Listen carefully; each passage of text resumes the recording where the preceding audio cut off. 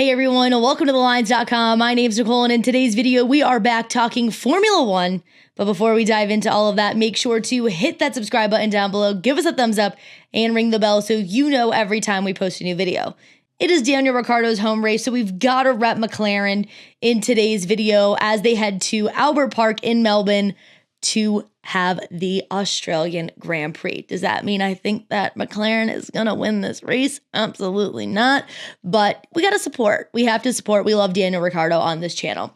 Now, there is a lot to think about when it comes to Albert Park and handicapping this race. And I'm going to kind of take you through my thought process here about all of the changes that have happened to Albert Park and all of the things that I feel that you should really be taking a look at before you make a bet on the Australian Grand Prix.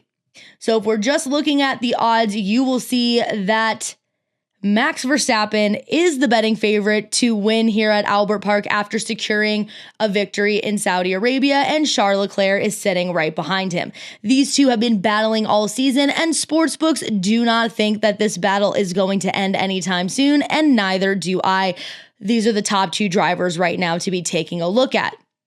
But before we jump on any betting bandwagon, we do need to talk about the changes that are coming to Albert Park, because these are going to factor in heavily to your decision making when placing a bet, or they should factor in pretty heavily when you're going to make a bet. Now, we have not seen a race at Albert Park since 2019. The 2020 race was canceled, and so was the 2021 race. And there have been a lot of things that are different going into this 2022 race than what we saw in 2019. So, taking a look at Albert Park's history, it was the first track to ever have 3 DRS zones. Now, this was to promote passing, but even with three DRS zones, there wasn't a ton of passing going on. Mercedes actually released data from the 2019 race that showed that there were 10 total passing moves, which is pretty low for a track that has 3 DRS zones. So, what did F1 decide to do? They are going to add a 4th DRS zone to Albert Park this year. It will be the only track that has 4 DRS zones, and it will help promote passing attempts. But if you take a look at the track's configuration, it probably isn't going to skyrocket the number of those passing attempts. And that is because the track configuration doesn't really lend itself to passing and repassing. Now, we've seen this a lot in the first 2 races of the season. In Bahrain and in Saudi Arabia, drivers had to be very strategic about when they decided to pass, because the way that the tracks were laid out, you could use DRS to overtake the car in front of you and then give DRS right back to them and be overtaken once more. So there was a lot of passing and repassing going on, and drivers very strategically had to decide when to use DRS and try to make that passing move. However, not the case at Albert Park. It doesn't really lend itself to passing and repassing, which means that the driver that uses DRS and gets the overtake is going to maintain that advantage through the straight. And that is something that you should think about when you are making your bets on the race this year. The changes are also expected to shave a few seconds off of the average lap time and increase lap speeds by just under 10 miles per hour. And if we go ahead and take a look at the drive, you will be able to see some of the changes that have happened to the track. You will see that in addition to 4 DRS zones, there are now 2 fewer turns. Keep that in mind because we're going to talk about it in a little bit. And they have also widened a lot of the turns here, as you can see, to promote overtaking. So fewer turns, wider turns where there are turns, and 4 DRS zones. All right, that gets us into the handicapping of this race. If we had the cars that we had now and we're taking a look at the track in 2019, I would have told you that Ferrari had the advantage. Ferrari does better in the slow to medium speed turns. They are better with those hard braking maneuvers, but we know that Red Bull has the speed and they have the advantage through the straights. With 2 fewer turns, with 4 DRS zones, and with wider turns, I believe the changes to Albert Park have now shifted the advantage over to Red Bull.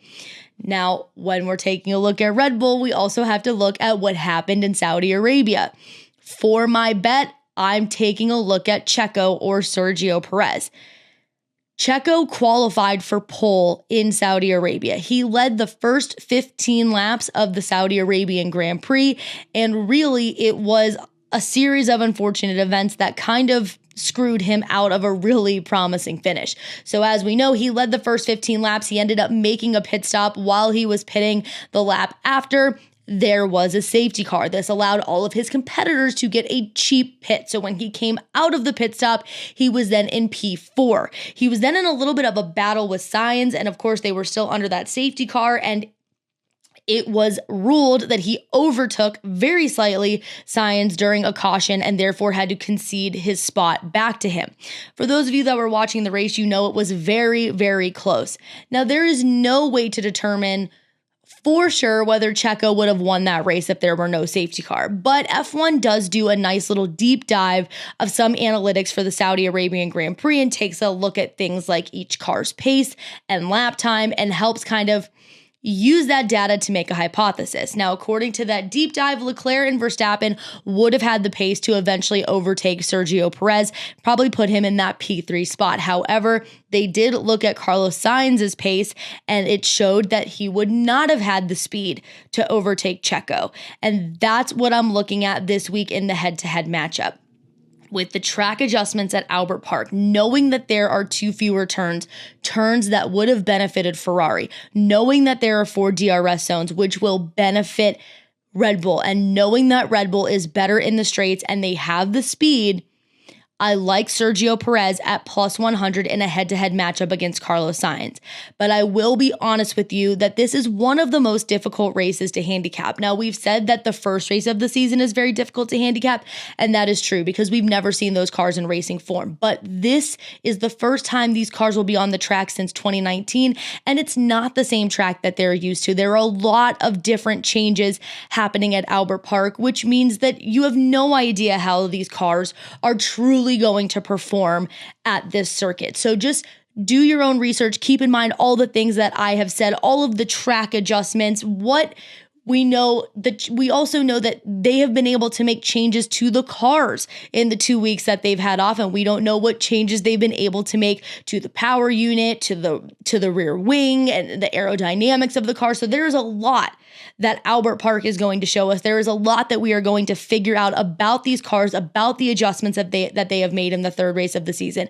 So keep that in mind, and as always, do your research before you place a bet on the Formula One race. And if you are watching it, if you're looking forward to watching it, I hope you're on the West Coast like me because it's going to be super fun. It's going to end up being a Saturday night race for us. It's going to be on Saturday, April 9th at 10 p.m. Pacific Standard Time. Perfect time to get some late night pizza, maybe pop some champagne for a celebration if your bet cashes. I like it. I like the Saturday night race. If you are on the East Coast, you're going to have to really stay up really late. It is a Sunday, April 10th, 1 a.m. Eastern time race.